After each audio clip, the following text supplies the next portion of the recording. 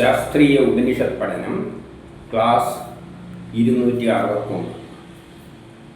നമ്മൾ 58ാമത്തെ ഉപനിഷത്തായിട്ട് കൗശീതിക ബ്രാഹ്മണോപനിഷത്താണ് നോക്കുന്നത്. അതിൽ 4ാമത്തെ അധ്യായത്തിൽ 19 മുതൽ 20 മന്ത്രങ്ങളാണ്. ഇത് അവസാനത്തെ മന്ത്രങ്ങളാണ്. കഴിഞ്ഞതിൽ നമ്മൾ കണ്ടത് ഗാർഗ്യനോട് ഒരാൾ ഉറങ്ങിക്കിടക്കുന്ന അയാൾ വിളിച്ചിട്ടൊന്നും എണീച്ചില്ല. ഒരു കമ്പെടുത്ത് നല്ലോണം അടി കൊടുത്താലാണ് ഞെട്ടി ഉണർന്നത്. അപ്പോൾ അയാൾ എവിടെ നിന്നാണ് വന്നത്, ഇതുവരെ എവിടെയായിരുന്നു എന്നീ ചോദ്യങ്ങളെല്ലാമാണ് ചോദിച്ചത്. ആര്? അജാതശത്രു.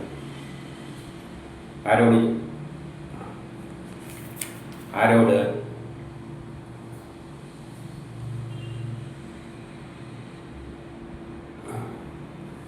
ഗാർഗ്യനോട്. അപ്പോൾ അദ്ദേഹത്തിന് അതിനുള്ള ഉത്തരം നൽകുവാൻ പറ്റിയില്ല. അങ്ങനെ ഇരിക്കുമ്പോൾ ഇദ്ദേഹം തന്നെ പറയുകയാണ്, ഞാൻ തന്നെ ഇതിൻ്റെ ഉത്തരം പറഞ്ഞു തരാം. എന്നിട്ട് ഈ 19 അതിൻ്റെ ഉത്തരം പറയാൻ തുടങ്ങിയാണ്.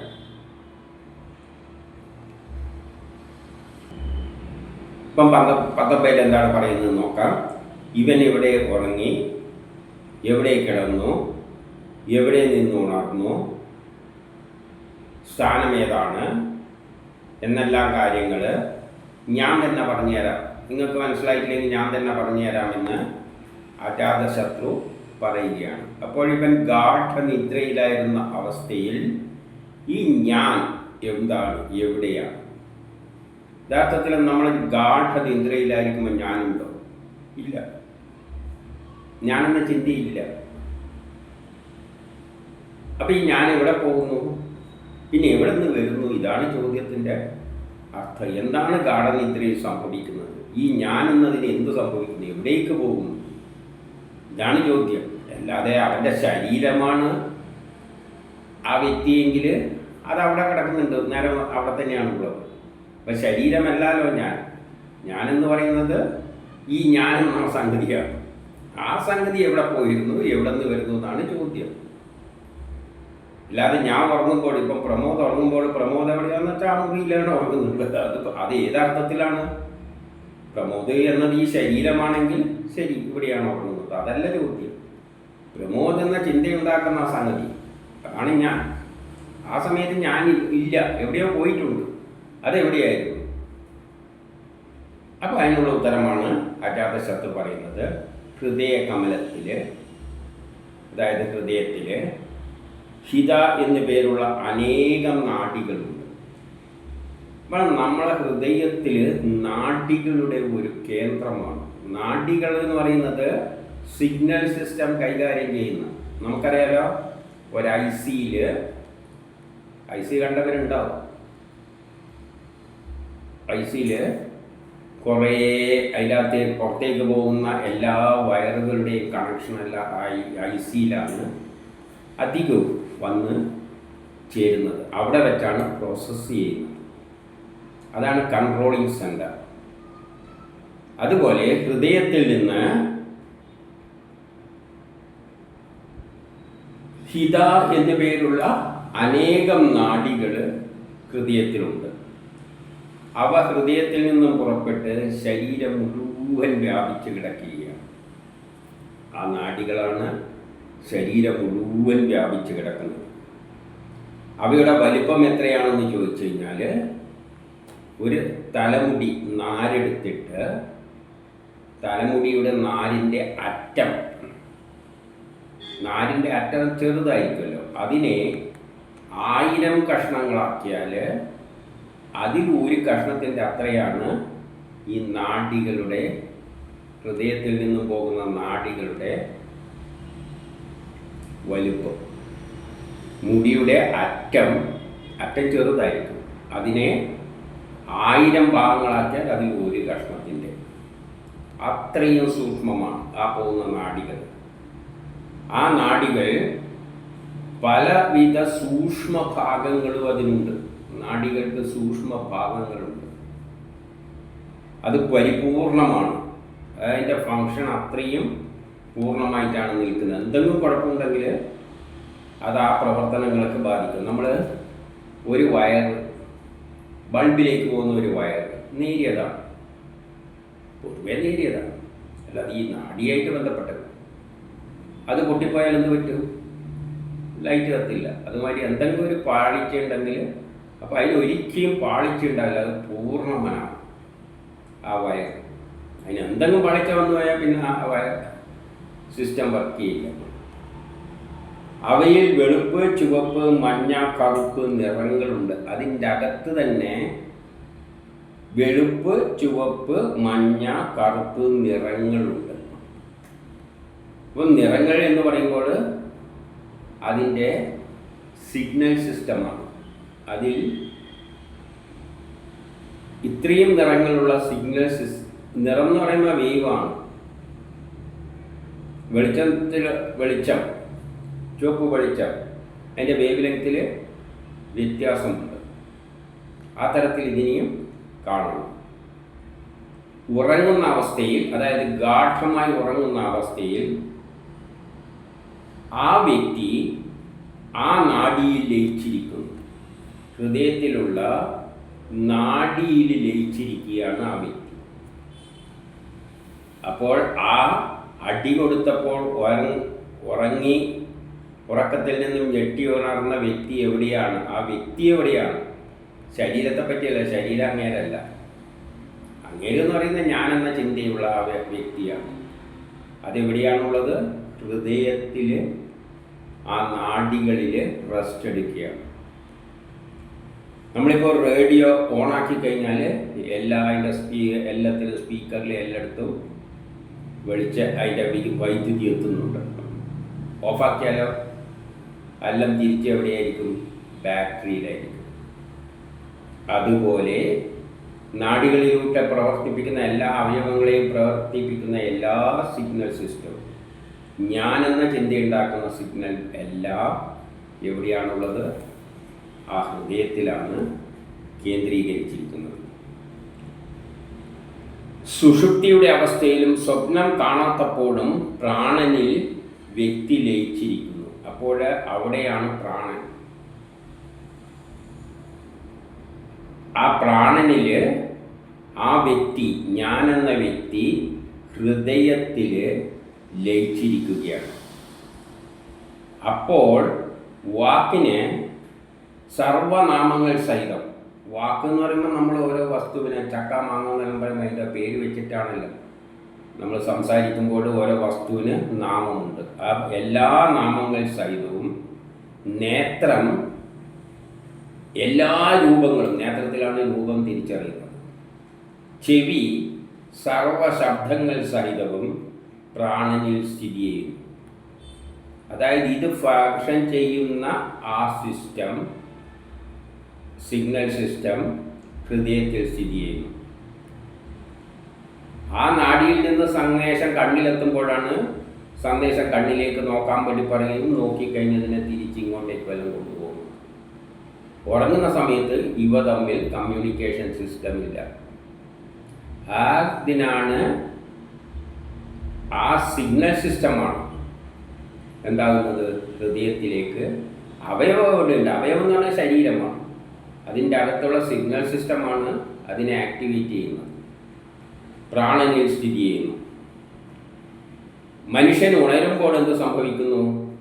ഒരു തീപ്പൊരി നല്ലോണം കത്തിക്കുമ്പോൾ അതിൽ നിന്ന് സ്ഫുലിംഗങ്ങൾ 4 ഭാഗത്തേക്കും ഗമിക്കുന്നത് പോലെ പെട്ടെന്ന് ഈ ഹൃദയത്തിൽ നിന്ന്,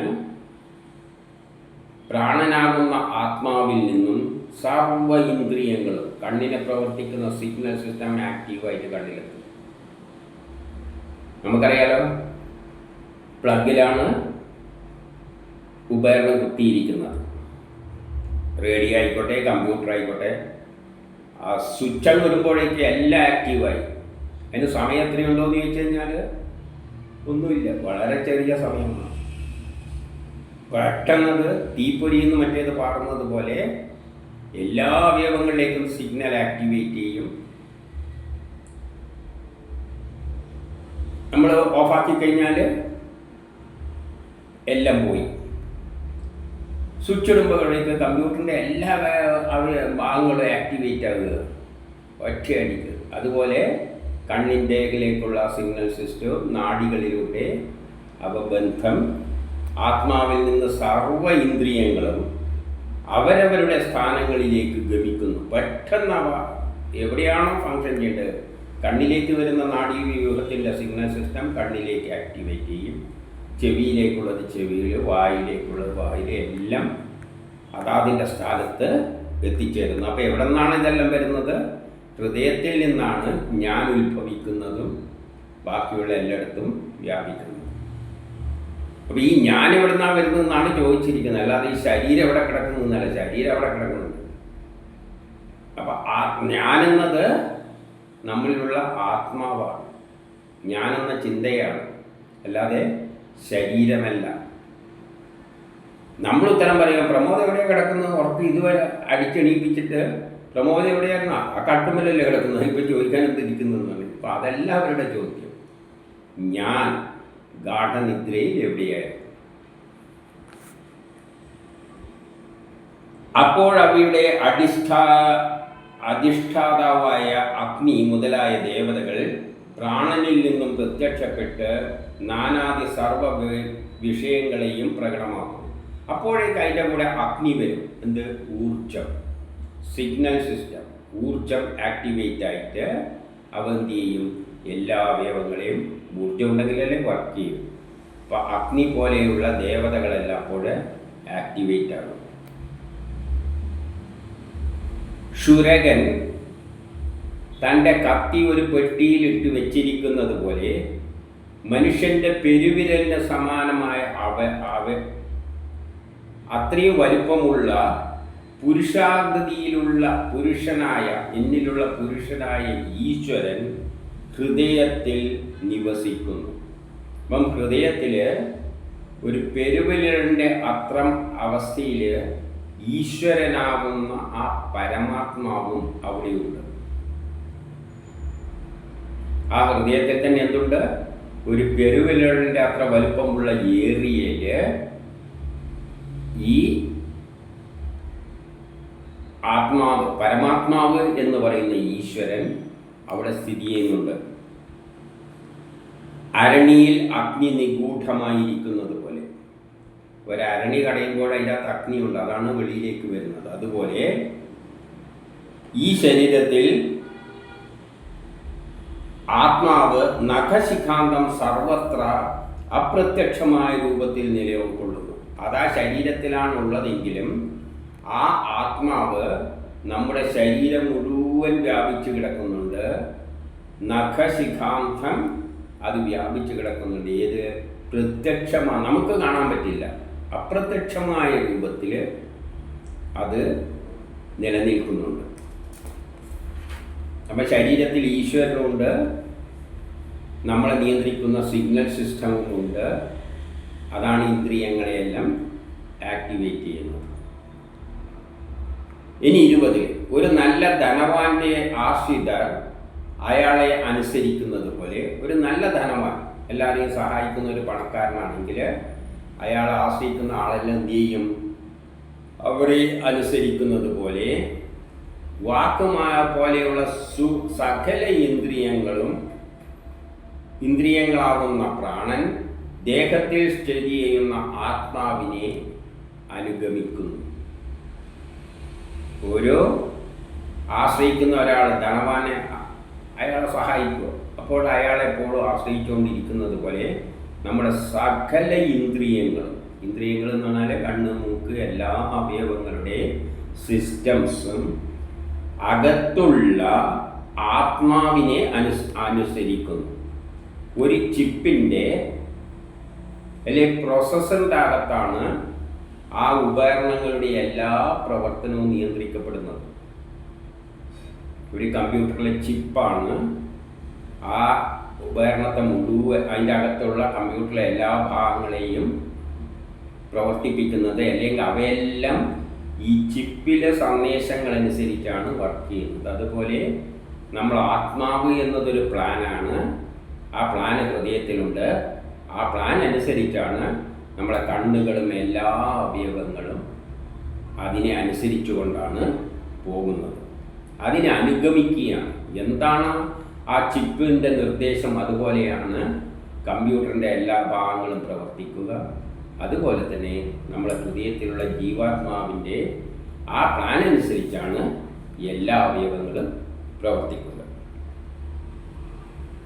ഒരു ധനികൻ തൻ്റെ പരിപാലകരോടൊപ്പം സുഖം അനുഭവിക്കുന്നു. ആ ധനികൻ പരിപാലകരോടൊപ്പം അയാളെ സുഖം അനുഭവിക്കുന്നുണ്ട്.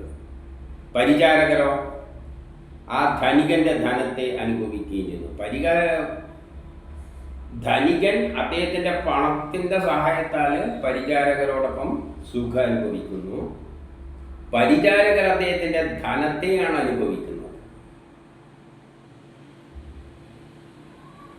അപ്പോൾ അയാൾ യഥാർത്ഥത്തിൽ ആ ധനത്തിലൂടെ ആ ധനികനെ തന്നെയാണ് അനുഭവിക്കുന്നത്. കാരണം ആ ധനികന്റെ പണമാണ്. ഇപ്പം യഥാർത്ഥത്തിൽ പരിചാരകർ അനുഭവിക്കുന്ന എന്താണ്? ആ ധനികനെ തന്നെയാണ്. അല്ലെങ്കിൽ ധനികന്റെ പണത്തെയാണ് ഉപയോഗിക്കുന്നതെങ്കിലും യഥാർത്ഥത്തിൽ ധനികനെ തന്നെയാണ് അനുഭവിക്കുന്നത്. അതുപോലെ ആത്മാവ്, നമ്മുടെ ഉള്ളിലുള്ള ആത്മാവ് വാക്ക്, സംസാരം, കാണല്, കേൾക്കല്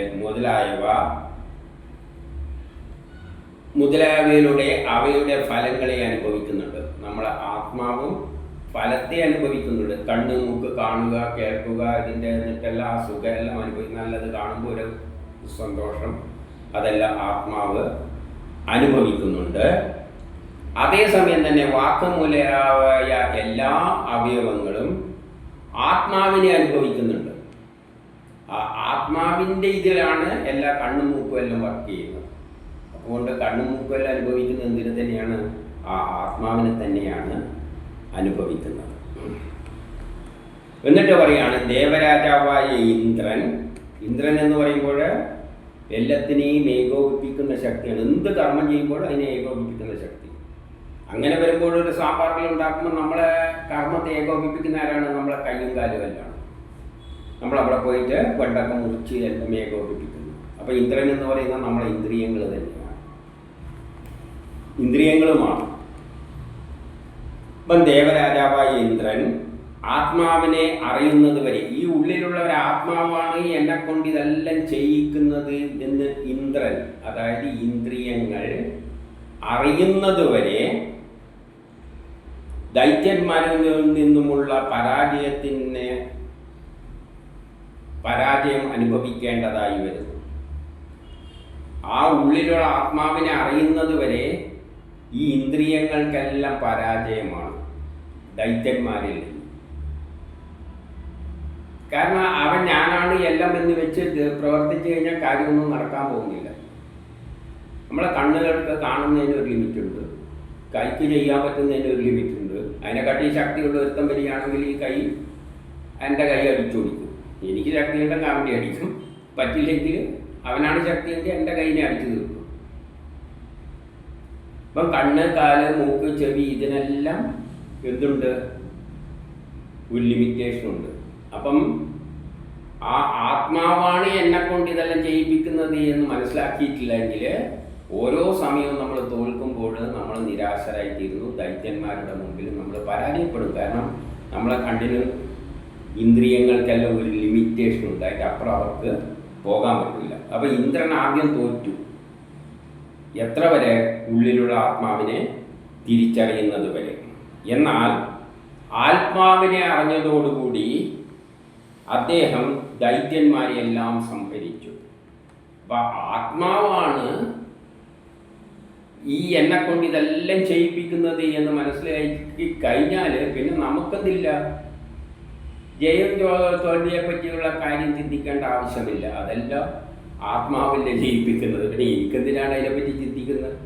ആത്മാവ് പറയുമ്പോൾ ഞാൻ കർമ്മം ചെയ്യുന്നു. ആത്മാവ് പറയുമ്പോൾ കർമ്മത്തിൽ ചിലപ്പം ജയിക്കും, തോക്കും. അതെല്ലാം ആത്മാവ് തീരുമാനിക്കുന്നതാണ് ആര് ജയിക്കണം എന്നുള്ളത്. ഈ ആത്മാവ് തന്നെയാണ് എല്ലാവരിലും ഉള്ളത്. ദൈത്യനിലുള്ളതും ഈ ആത്മാവ് തന്നെയാണ്. അപ്പോൾ അത് തീരുമാനിക്കുന്ന വഴിയാണ് കാര്യം നടക്കുക. അതുകൊണ്ട് നമുക്കെന്തില്ല, അവിടെ ദൈത്യന്മാരെ ജയിക്കുക തന്നെയാണ് ചെയ്യുന്നത്. അങ്ങനെ അദ്ദേഹം സ്വർഗരാജ്യം വീണ്ടെടുത്തിട്ട് ദേവന്മാരിൽ ശ്രേഷ്ഠനായി തീർന്നു. ദേവന്മാരിൽ അങ്ങനെയാണ് അദ്ദേഹം ദേവന്മാരിൽ ശ്രേഷ്ഠനായി തീർന്നത്. അതുകൊണ്ടാണ് ദേവന്മാരുടെ കഥകളിലെല്ലാം ദേവന്മാരെ എന്തെങ്കിലും പ്രശ്നം ഉണ്ടാകുമ്പോൾ ഇന്ദ്രനെ സമീപിക്കും. ഇന്ദ്രൻ ചിലപ്പോൾ അവിടെ നിന്നെല്ലാം സ്വർഗം വിട്ട് ഓടിപ്പോകും. പിന്നെ ആരുടെ അടുത്താണ് പോവുക? വിഷ്ണുവിൻ്റെ അടുത്തെല്ലാണ് പോവുക. എന്നിട്ട് പോയിട്ട് അവിടെ പോയിട്ട് പറയും. പിന്നെ അവർ വന്നിട്ടാണ് രക്ഷിച്ചു കൊടുക്കുന്നത്. തരത്തിൽ ആ കഥയിൽ പറഞ്ഞു കൊടുത്തിട്ടുണ്ട്. അപ്പോൾ ആരെ മനസ്സിലാക്കുന്നുണ്ട്? ആ പരമാത്മാവിനെ മനസ്സിലാക്കി കഴിഞ്ഞാൽ പിന്നെ അതൊന്നും ഒഴിക്കോളും. ഇന്ദ്രനൊരു പ്രശ്നമില്ല. ഇന്ദ്രനാ ദേവന്മാരുടെ രാജാവ് എന്ന നിലയിൽ അങ്ങിരുന്നാൽ മതി. ആ സത്യം മനസ്സിലാക്കിയ അതുപോലെ ആത്മാവിനെ പറ്റി അറിയുന്ന ജ്ഞാനി തൻ്റെ സർവ പാപങ്ങളും നശിക്കുന്നു. അപ്പം നമ്മളും ഈ ഉള്ളിലുള്ള ആത്മാവിനെ മനസ്സിലാക്കി കഴിഞ്ഞാൽ നമുക്ക് പിന്നെ പാപമൊന്നുമില്ല. എന്ത് പാപം? ഞാനൊന്നുമല്ല ചെയ്യുന്നത്. എന്നെ ഇതിന് ചെയ്യിക്കാനാണ് ആ ശക്തി വന്നിരിക്കുന്നത്. ആ ശക്തി തന്നെയാണ് ഞാനായി മാറിയതും എന്നിൽ ആത്മാവായി ഇരിക്കുന്നത്. എന്തോ എന്നെ കൊണ്ട് ജോലി ചെയ്യിപ്പിക്കാനുണ്ട്. ആ ജോലി ചെയ്യുമ്പോൾ ചിലപ്പം പാവമോ പുണ്യോ എന്തോ തെറ്റോ അതിനൊന്നും പറ്റിയൊന്നും ഞാൻ ചിന്തിക്കേണ്ട ആവശ്യമില്ല. എന്നോട് പറയുന്നു, ഞാൻ ചെയ്യുന്നു. പിന്നെ അതിൻ്റെ അപ്പുറത്തേക്ക് ചിന്തിക്കേണ്ട, പാപപുണ്യത്തെ പറ്റി ചിന്തിക്കേണ്ട ആവശ്യമേ വരുന്നില്ല. അതോടുകൂടി അവനിൽ നിന്നും പാപങ്ങളെല്ലാം നശിക്കുകയും സകല ജീവജാലങ്ങളിലും വെച്ച് ശ്രേഷ്ഠനായി തീരുകയും സർവാധിപതിയായി ഭവിക്കുകയും ചെയ്യുന്നു. ആ നിലയിലെത്തുമ്പോൾ നമ്മളായിരിക്കും മനുഷ്യരിൽ ഏറ്റവും ശ്രേഷ്ഠൻ. നമ്മൾ ദൈവത്തോട് അടുത്ത് എത്തുകയാണ് ആ ലെവലിലെത്തുമ്പോൾ.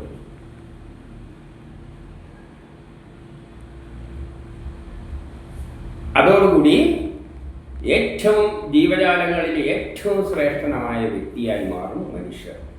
എന്തുകൊണ്ട്? പ്രപഞ്ച രഹസ്യം അവൻ മനസ്സിലാക്കുന്നു.